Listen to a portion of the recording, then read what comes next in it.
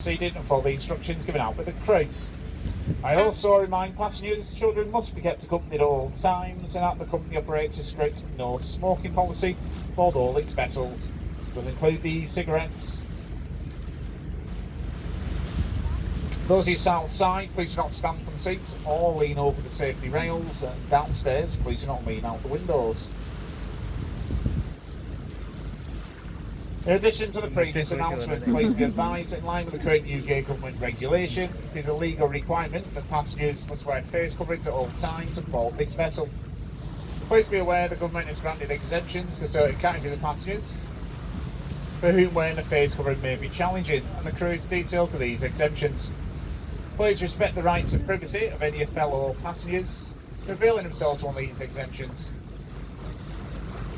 We ask that you remain in your designated seating area for the whole duration of the cruise unless making use of the facilities. May you observe social distancing and good hygiene at all times. Thank you. The Windermere is England's largest lake.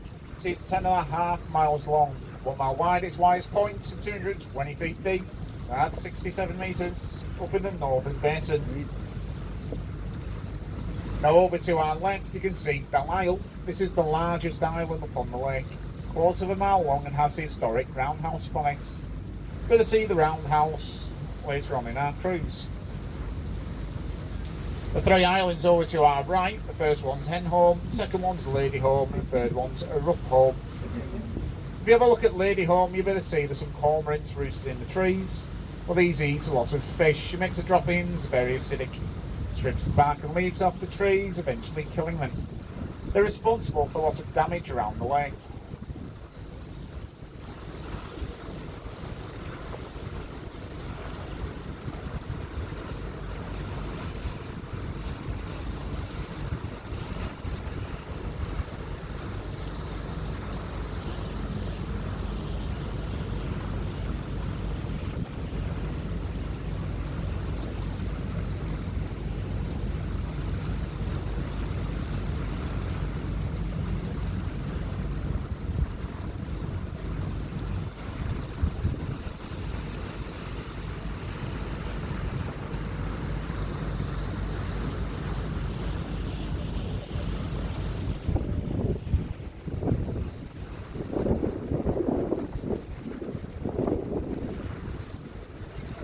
If you look to the right, up to the northern end of the lake, you can see the Fairfield Horseshoe.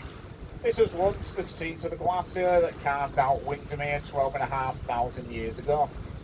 Geologists tell us at this part of the British Isles, the ice was up to 1/2 mile thick. The wooded shoreline ahead of us, this is Clare Heights. It stretches down the lake for about 3 miles, belongs to the National Trust. Left then by the famous children's author, Miss Beatrix Potter, and it is said there's one of every tree native to the British Isles growing there.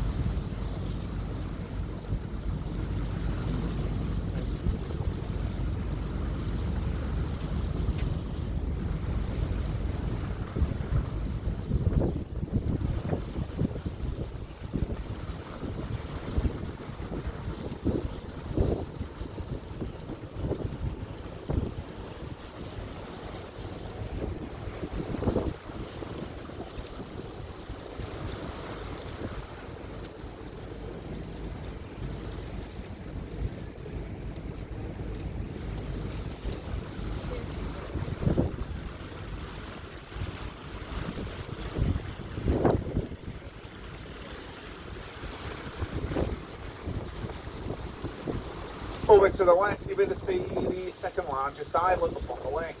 It is Thompson Home. The word home is an Old Norse word that means island, and it dates back to the times when the Vikings ruled much of this area.